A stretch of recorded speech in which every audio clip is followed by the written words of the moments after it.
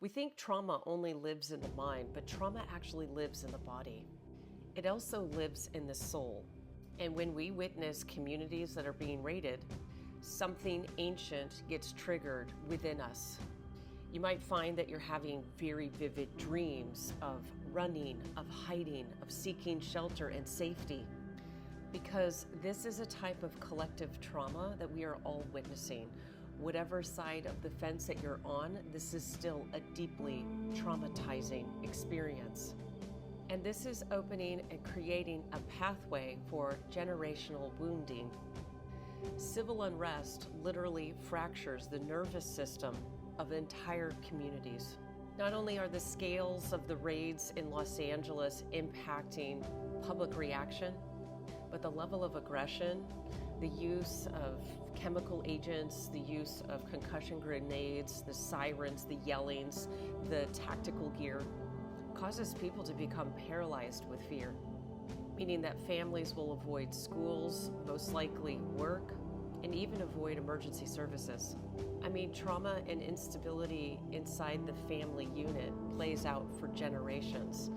And to hear that ICE went into an elementary school during a graduation and were pulling parents away from children is collective wounding. It is traumatizing. And for those who had to witness it, these raids across the country are leaving a lasting psychic imprint on all of our souls. I also want to add that there will be a toll on these communities economically, because people will be scared to go and purchase from the small businesses that exist there. More of the labor markets are going to be disrupted because people won't be showing up for work. And there will be an increased strain on social services, like people seeking temporary shelter, legal aid. Hospitals could face a sudden surge in demand from affected families. Even those not directly impacted by the raids will have emotional shockwaves from this.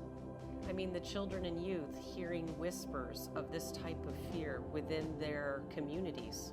The youth and the vulnerable will oftentimes internalize this type of anxiety as a survival anxiety. And that kind of unresolved trauma can lead to further rebellions, numbness, and even fractured identity.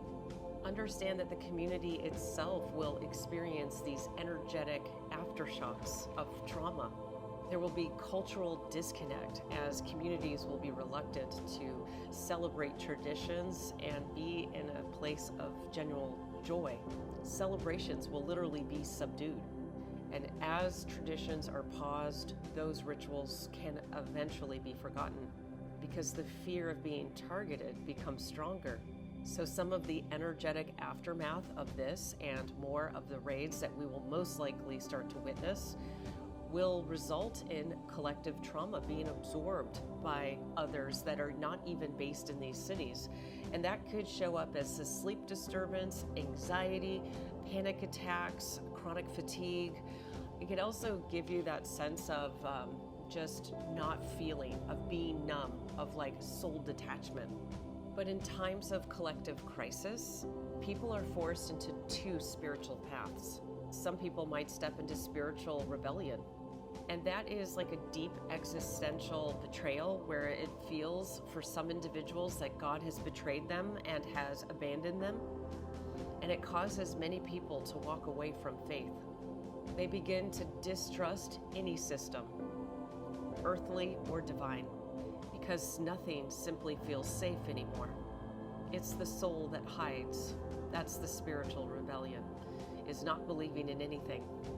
And then the other path is a spiritual awakening. For some, it might become that pain is the portal.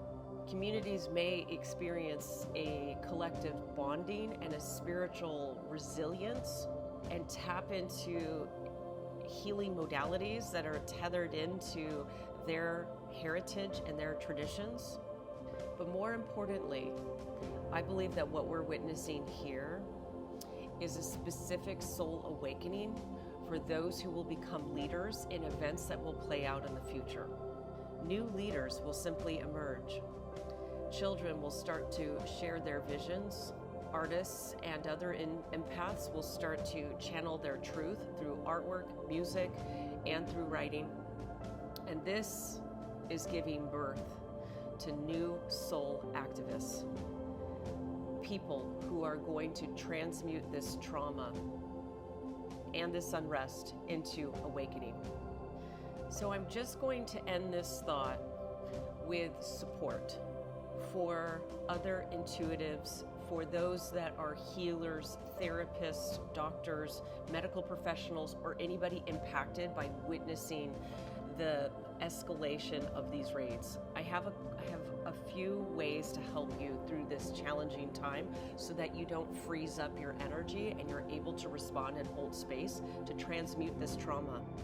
So I specifically believe that shamanic drumming and energetic grounding rituals will be particularly beneficial, whether it is smoke, like using sage, palo santo, lighting candles, water blessings, any kind of energetic grounding ritual will be very beneficial. Community breath work, once that is a safe enough thing to establish, could also help to release stored trauma, or breath work individually. Any kind of ancestral healing work that is connected to the root chakra will also be greatly beneficial. That'll help to repair generational identity and reconnect to a sense of security and stability. And it is through art and storytelling that we will also be able to transmute that pain. So if you feel inspired to put a video out there expressing your opinion, of course I'm going to encourage it. So if you've been feeling heavy lately, I want you to understand that it's not just your energy, it's also the weight of a very wounded world. But here's the truth. You were born to transmute it. You're not supposed to do it alone, and I want to remind you that you're part of a community of healers, and that even the simplest prayer said in silence helps, because we can't control the chaos outside of us.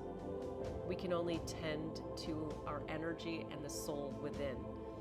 And collective healing starts when one person decides to reconnect to that higher source and use this as an opportunity to spiritually awake, to reclaim the power that the trauma attempted to destroy. So let this breakdown actually be an invitation. Let this be the start of your soul rising from ashes, because it's not just for you, it's also for your lineage.